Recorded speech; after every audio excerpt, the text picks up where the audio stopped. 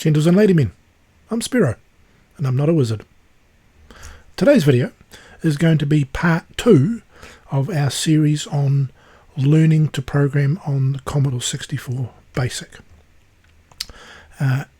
In the first episode, we covered the basics of writing a program. I really should come up with another term for the basics, the fundamentals, because we're going to get confused with the word basic.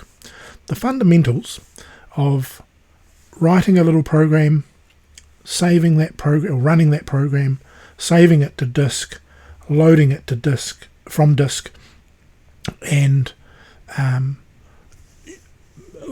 saving and loading to multiple drives.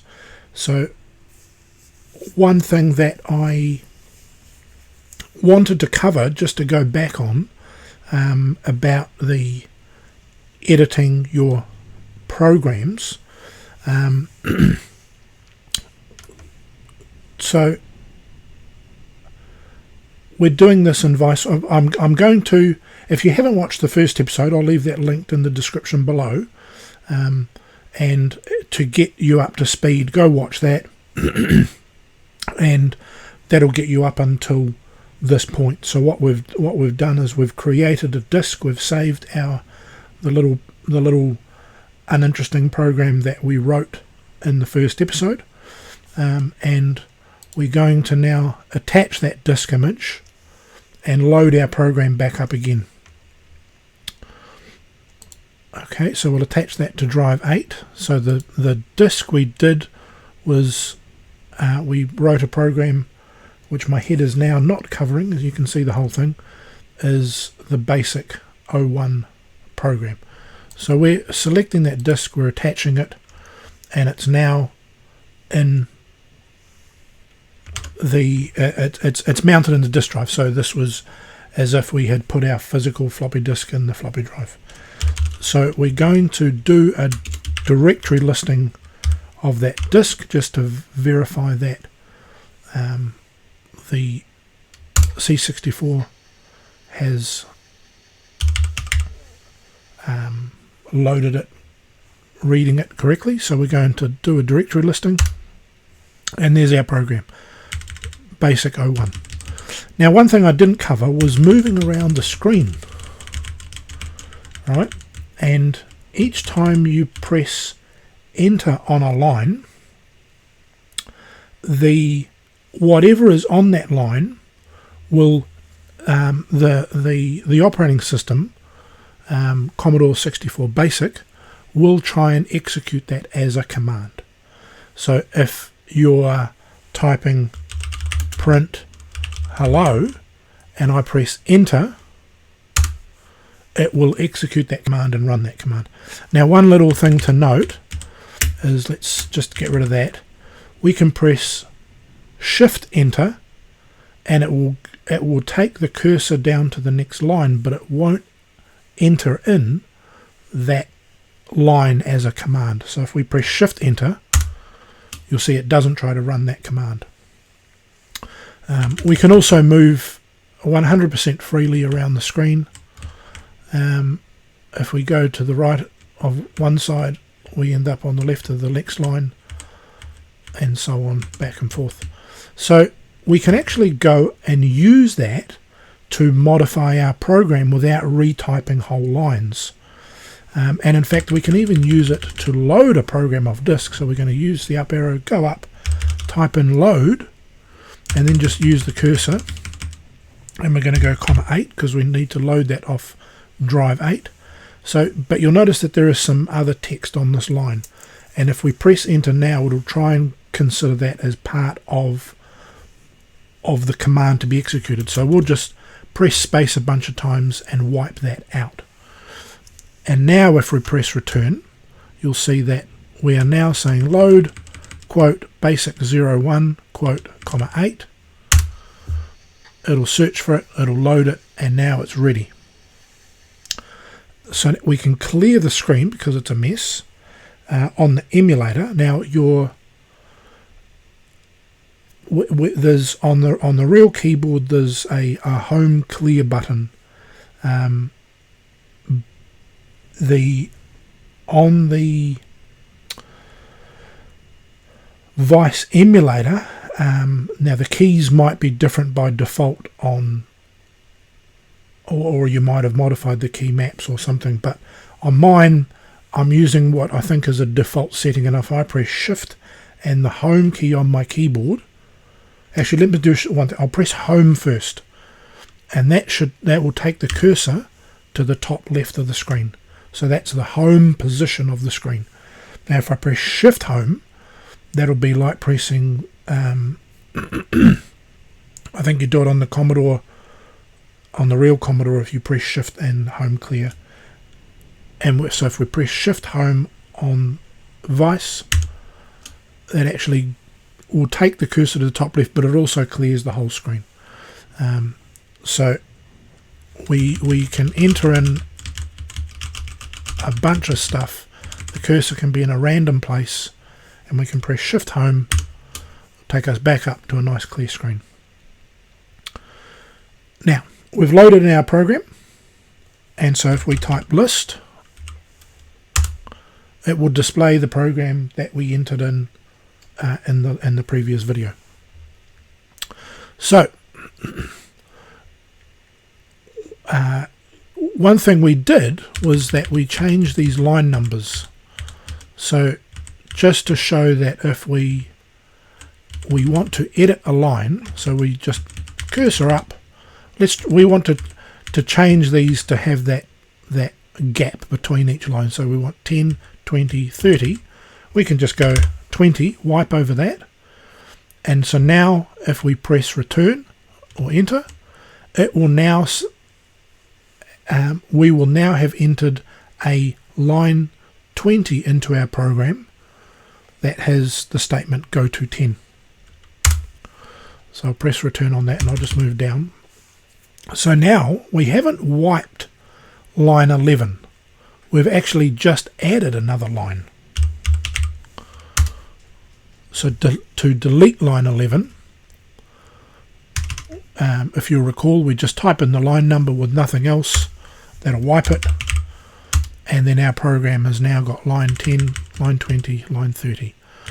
So we can also go and edit the line. Hello there, folks.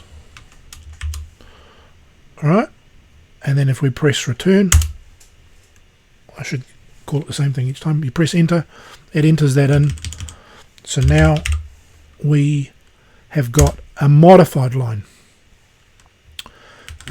If we go up to the line, we can actually press the delete or the backspace key, and you'll see it's taking it along, and we've now edited that line and shrunk it. If we want to insert a word back, we can press shift backspace, and that will insert a space. So shift insert, we'll go 1, 2, 3, 4, 5, 6, hello, and then we just type over it, there folks. Press enter, and we're good to go. So there we go. So that was just a little extra from the last video, which would, you know, showing you how to do line editing on your programs. So today I want to cover variables, the types of variables that you can use in Commodore 64 Basic. So let's us clear yay screen. Did we go new? I can't remember. Let's go new.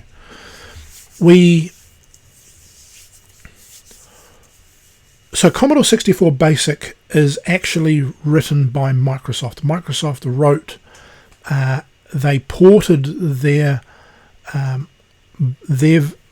Basic that they had written for the 8088 Intel chips in the 70s, which I think was actually based on PDP-10 Basic from before that.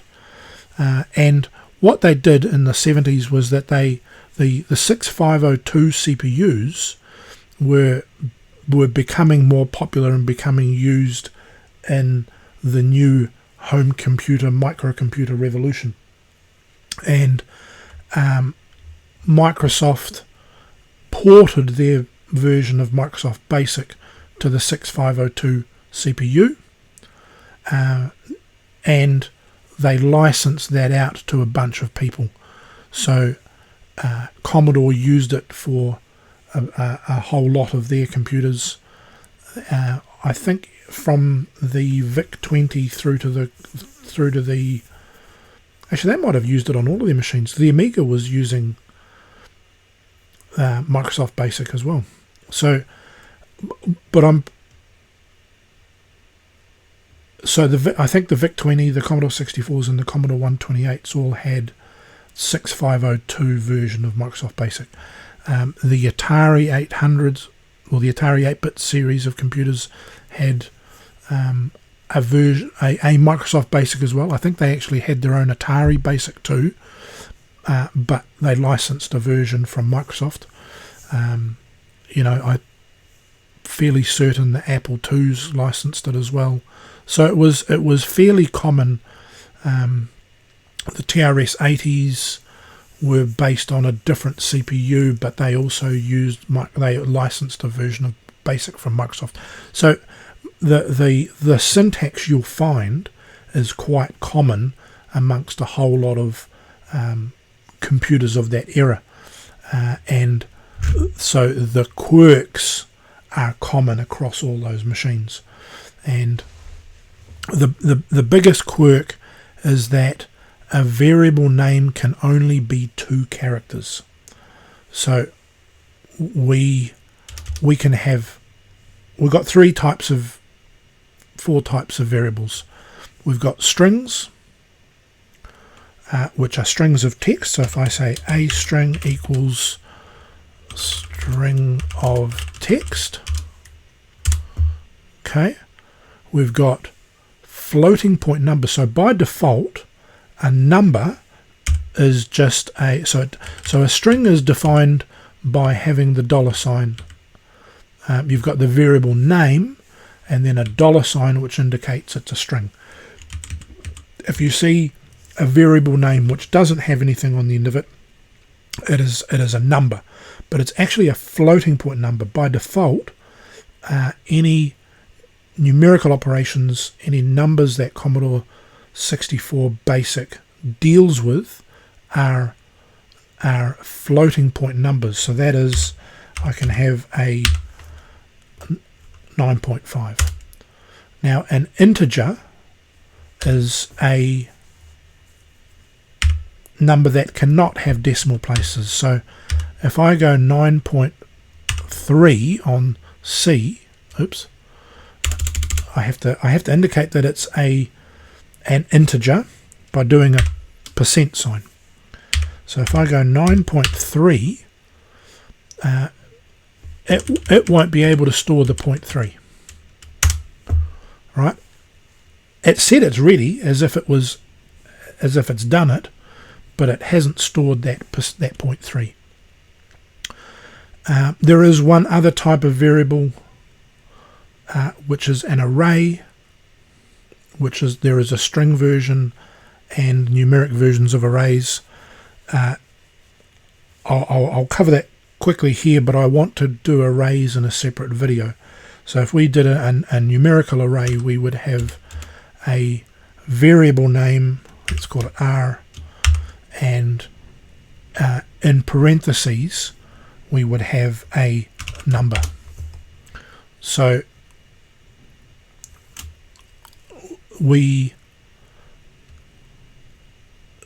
this is saying that so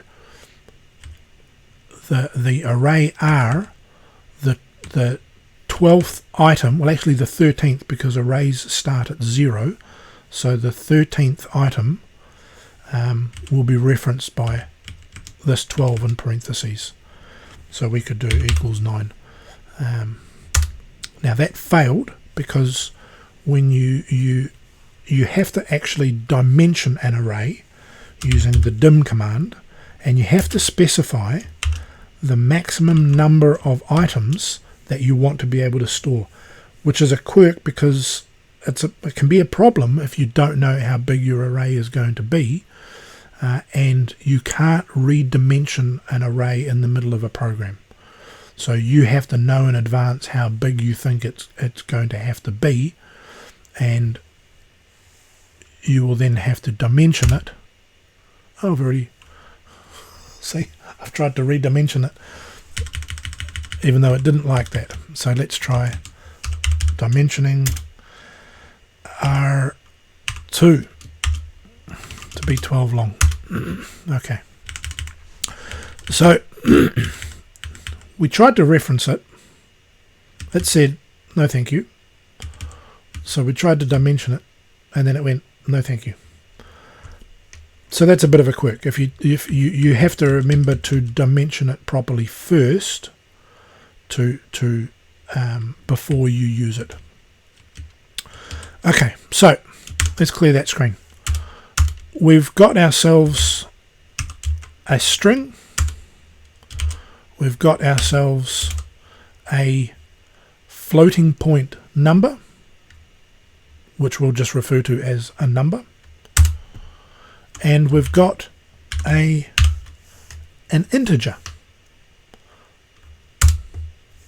which lost that 0.3. So you can assign it, and you can actually use that to, for example, if I want to go print b, handicap, plus C%, the result that gets printed will be a standard floating point number. So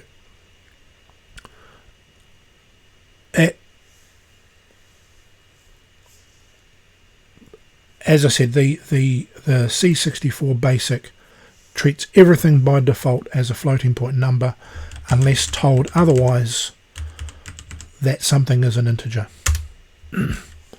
So it added those two together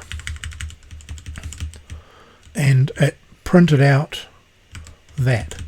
If we were to have assigned that to an integer and we went b plus C%, it would still do that calculation, but because the target is an integer, it'll drop that 0.5 from b.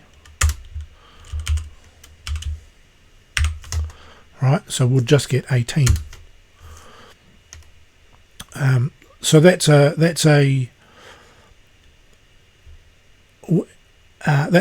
those numbers can be mixed and matched. You can't mix and match strings and numbers. You can convert strings to numbers. If we had a string, let's do an n string for a number equals 23. Right, we can convert that, so we can say n equals, so we're going to have a new variable. So n and n string are different variables. Let me just show you that for a sec. 52, and in fact n% is a different variable as well. So if we go print n, that's the number 52. If we go print n%, that's our integer, that should print 12. And if we go print n string, that should print 23. Now you'll notice another interesting quirk is that the numbers print a space in front of them. The string doesn't. Now the numbers, the reason it prints a space in front is because for some reason, this is a quirk, is because if you have a negative number, it's kind of reserved that space for the negative sign. I have no idea why they did it like that. Maybe it is a quirk of how the assembly language code in the background cycles through and displays it on the screen. But that space can become problematic when you're trying to print things on the screen. So if you wanted to print hello, and then you wanted to print the number n and close the parentheses, so we've actually got an open quote, and that's one string, that's the number, and that is a second string. So there's no spaces between the number and the parentheses, yet it will print. I have no idea why it does the space afterwards, but the space beforehand, if we say is negative 52 or 25, right, let us wipe that and rerun that command. So now you'll see there's no space because the negative sign is there, but there's still that space afterwards, which is kind of weird. We can let's wipe that again. Another thing you'll see is we're going to go shift backspace and insert a thing here. Now if we put a semicolon, that is another way of strings getting concatenated together. So if we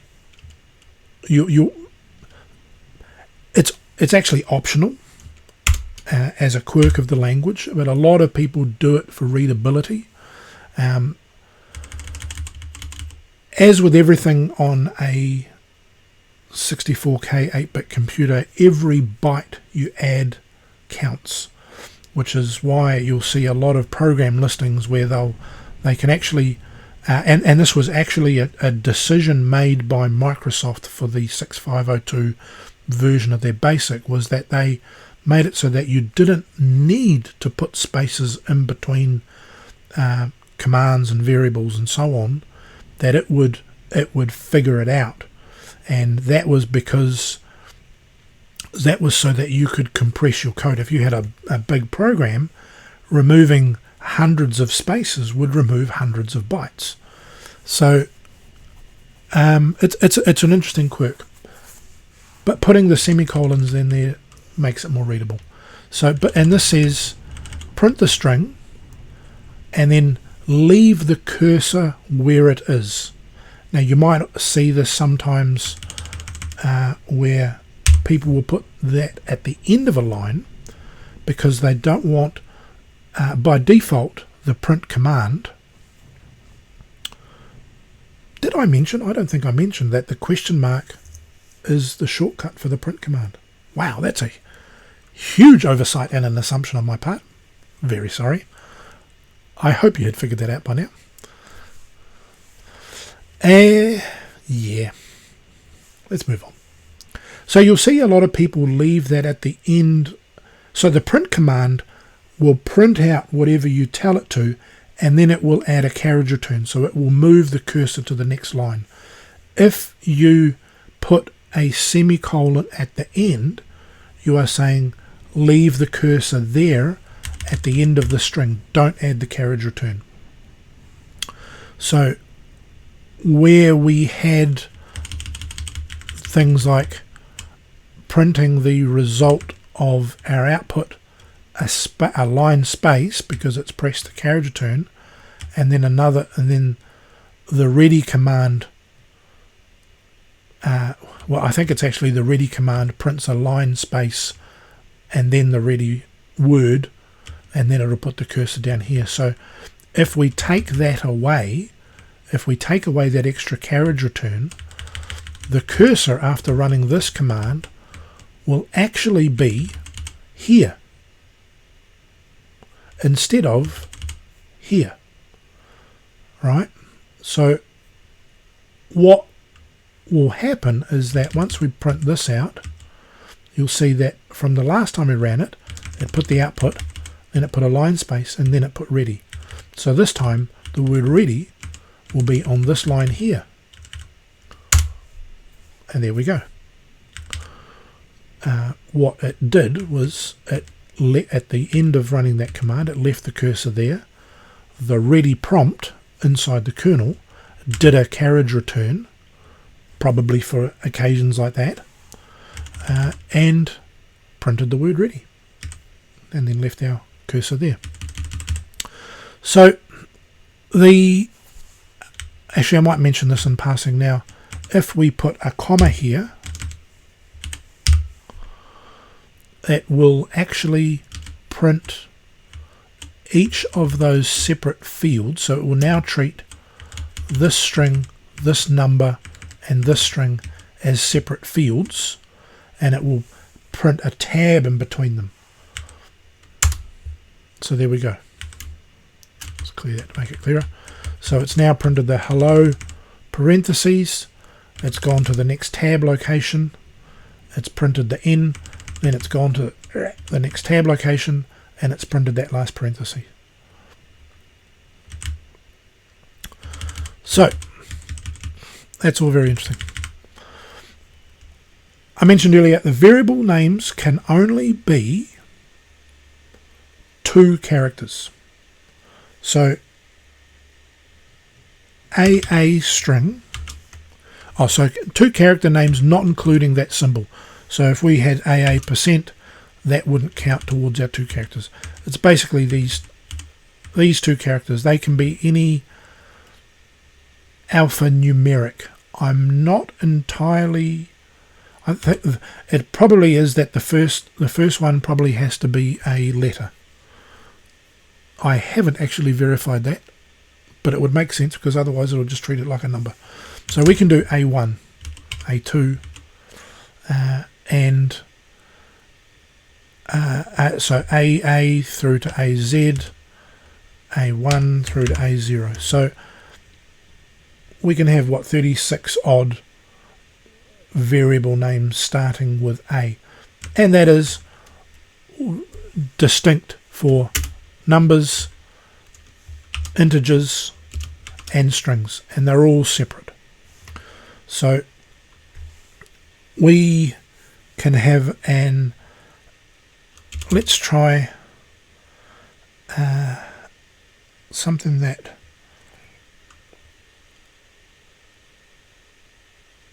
there are some let's just go AA string equals AA string. Alright, so if we print AA string, it will print that. A quirk of Commodore Basic is that we can add any other characters we want to that variable name after those 2 characters, and they won't matter.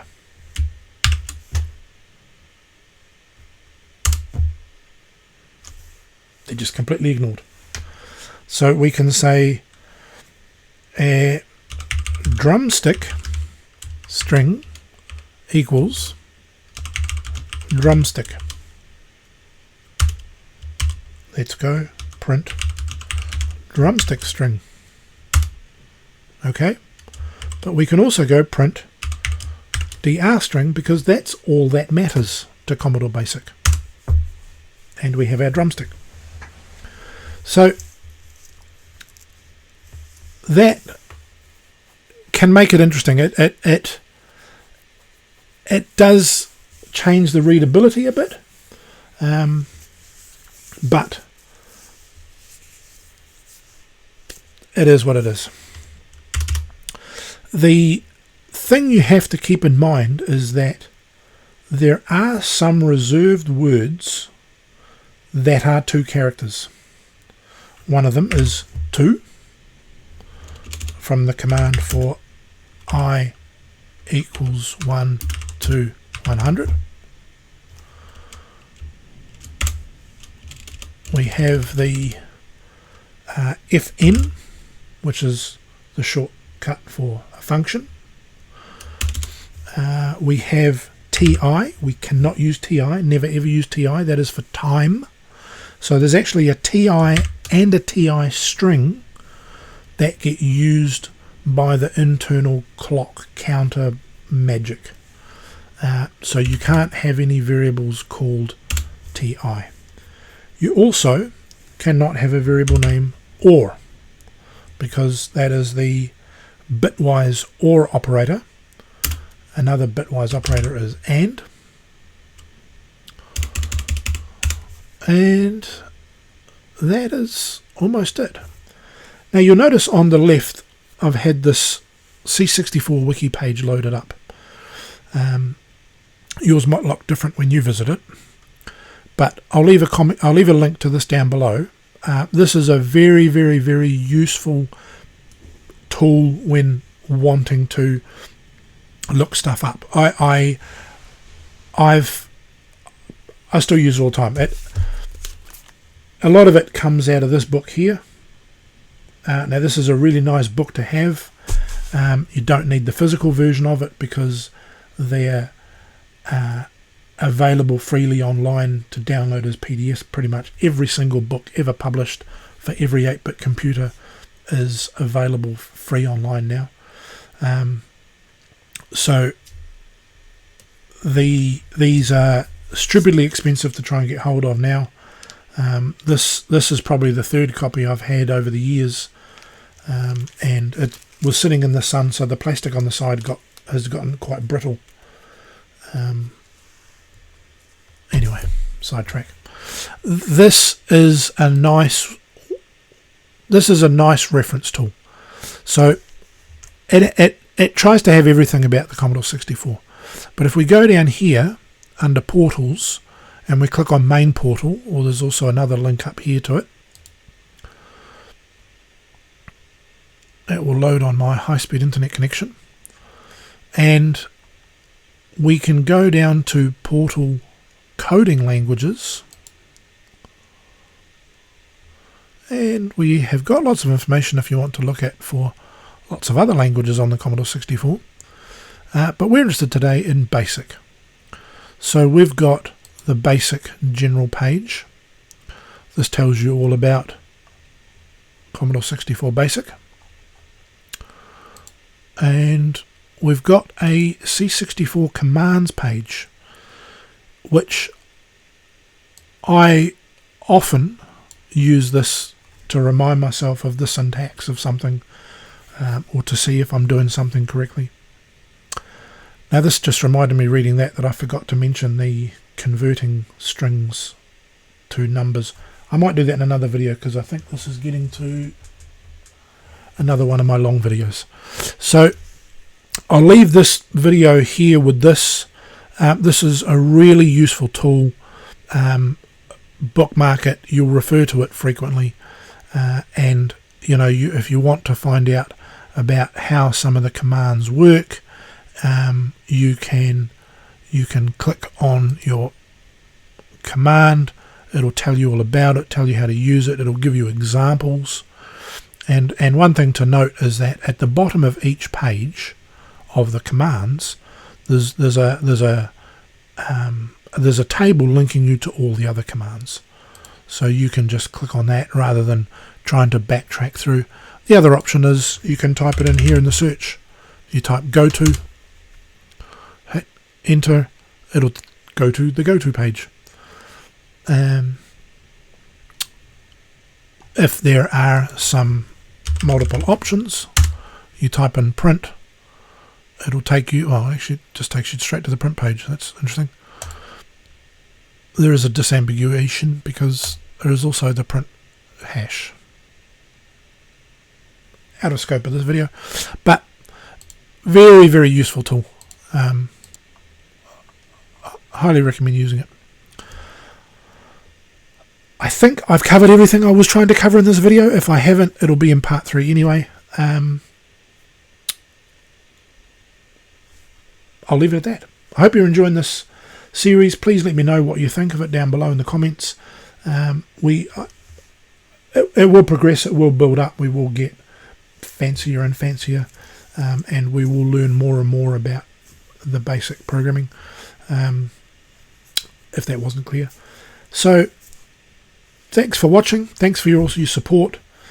Please do leave your comments and your thoughts below, and I'll see you in the next video.